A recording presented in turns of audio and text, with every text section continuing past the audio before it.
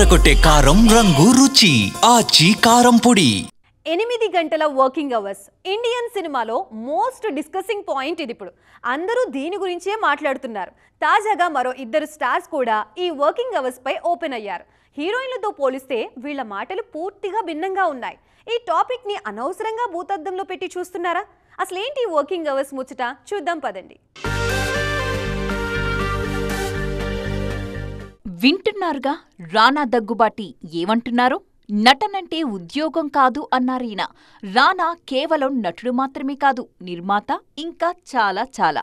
Cinema making గురించి ఈయనకున్నంత clarity ఎవ్వరికీ ఉండదేమో ఈ జనరేషన్లో.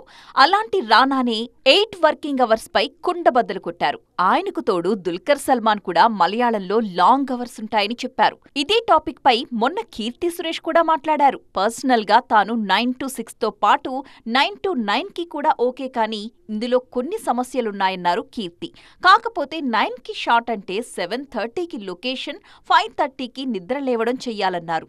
అంతా చేసినా నైట్ 11 వరకు డిన్నర్ అవ్వట్లేదని, ఇక 9 to 9 అంటే కనీసం 3 గంటల నిద్ర కూడా ఉండదు అంటున్నారు ఈ బ్యూటీ. ఈ మధ్య రష్మిక మందన్న కూడా ఈ విషయం మీద కాస్త ఓపెన్ అయ్యారు. తాను ఓవర్ టైం వర్క్ చేశాను, కానీ అది అంత మంచిది కాదు అంటున్నారు రష్మిక. దేనికైనా పద్ధతి ఉండాల్సిందే అన్నారు ఈ బ్యూటీ. వీటన్నింటికీ మూలం దీపికా పడుకునే దగ్గర మొదలైంది. కొన్నేళ్లుగా చాలా మంది హీరోలు 8 గంటలే పనిచేస్తున్నా వాళ్లనెవరూ అడిగే ధైర్యం చెయ్యరు అంటున్నారు దీపిక.